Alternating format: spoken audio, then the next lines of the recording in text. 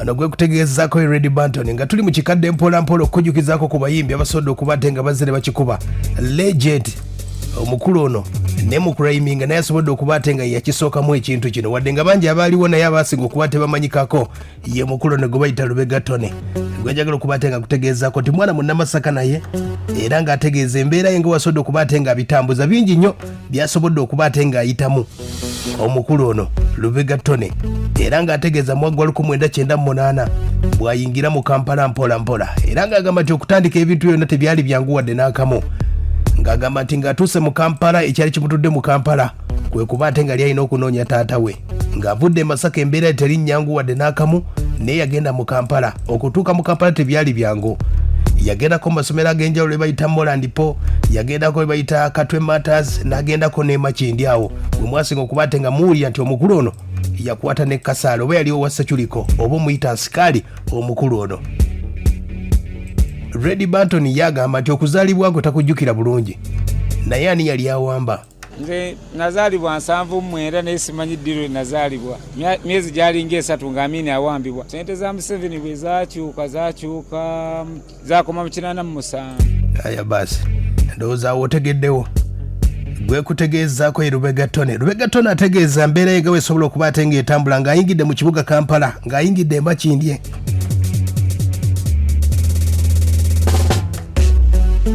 okuva mu kibuga Masaka agamba nti ye okutuuka e Kampala yagenda n'essaati emu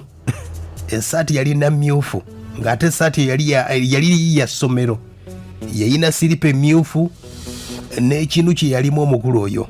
we yasobola okuba ate ng'atandikira obulamu agamba tebyali byangu wadde n'akamu wabula yasobola okuba ate ng'atoba nnyo n'asobola okuba ate ng'atuusa awo obulamu bw'osobodde okuba ate ng'ogamba nti yasobola okuba ate ng'atandika okukikuba omukulu ono Red Banton agamba nti okuba ate ng'atandika okuyimba yeegombanga nnyo abasajja ng'omukulu gwe bayita Buju Banton awo nno kwe yajja erinnya lye bayita Banton kubanga obudde buli saidi z'e Makindye bamutuumanga Red Boy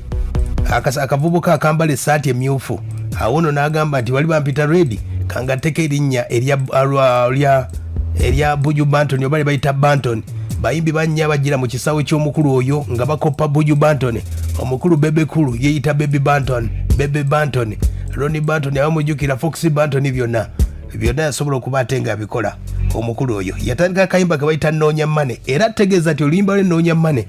agamba nti Steve Gin yasobola okuba ate nga yamuyamba nnyo okuba ate nga atandika okuligodinga wabula DJ Rota yasobola okuba ate nga amusikiriza okuba ate nga akakasa Steve Gin nti Red Bar asobola okuba ate nga akikuba ne DJ Rota bwe yamugamba omwana oyo njagala omukolera akayimba DJ Rota nambuuza oyinawo sente mmeka sikyazijjukira oba zaali mmeka DJ Rota bwangamba oyinawo mmeka nanga ka Steve Gin ngenda mugamba Steve Gin saamulabako nali simumanyi Steve Gin najja naawulira bwe nnyimba mu kidongo kyange kyennyini nasanga yakikubye edda DJ Rota nga yamaze omutegeeza kyogambye olina okuba ne contact idea n'obuntu bulamu mu nsi bw'otaba nabyo kati Rota yalina contact nani nze namukubira Steve Gin oba nambuzaabuza biki ate n'okkuba essimu ng'olina okugenda mu pefoni n'osuulayo ekinusu ye Red Banton oyo ng'akutegeeza ku bulamu bwe bw'ayingiriddemu ekibuga Kampala we yakubira hiiti ye gye bayita Noonya Mane eyasobola okuba ate ng'ekuba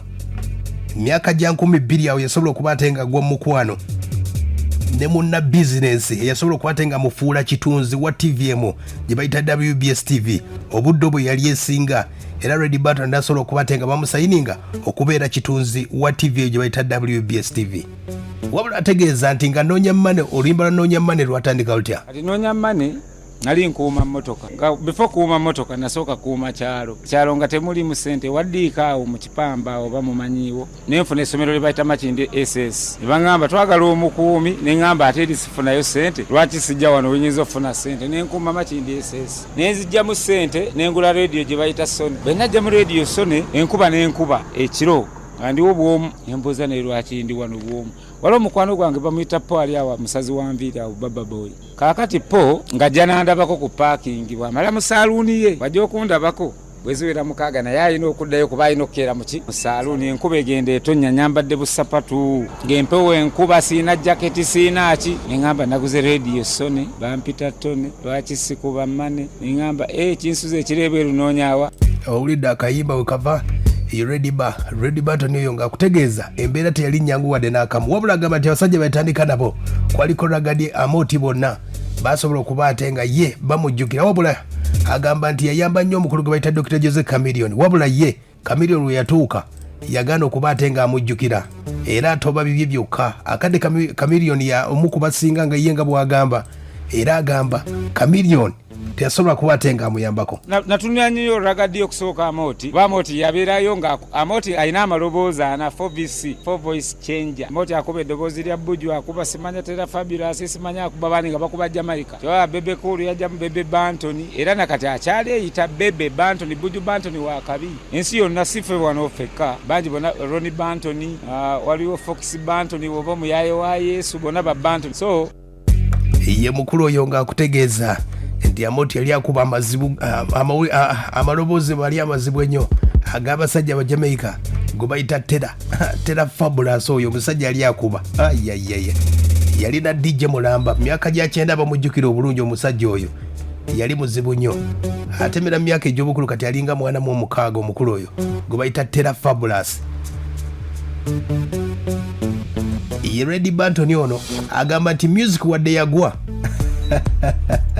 ulira bwagamba music we Uganda agudde, so ate music tomupapira okumuyimba ne music adagudde bye bimu ku binkomezaawo. Baagala nnyo mubadde mu misinga, nange mba misinga naye temu misinga nnyo olw'ensonga temukyagula teepu nti ngenda bafunamu, temukyagula CD kuba CD ogikola nga kuliko Chameleon, Bebe Cool, Bobby Wine,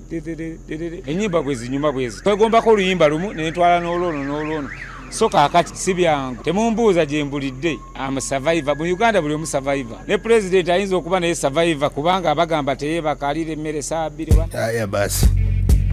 ye Red Bantony oyo ndowooza omutegeddeko embeera nga wesobola okuba ate nga etambula. Bayimbi bangi wesobola okuba ate nga akwatako aba Good Life, naye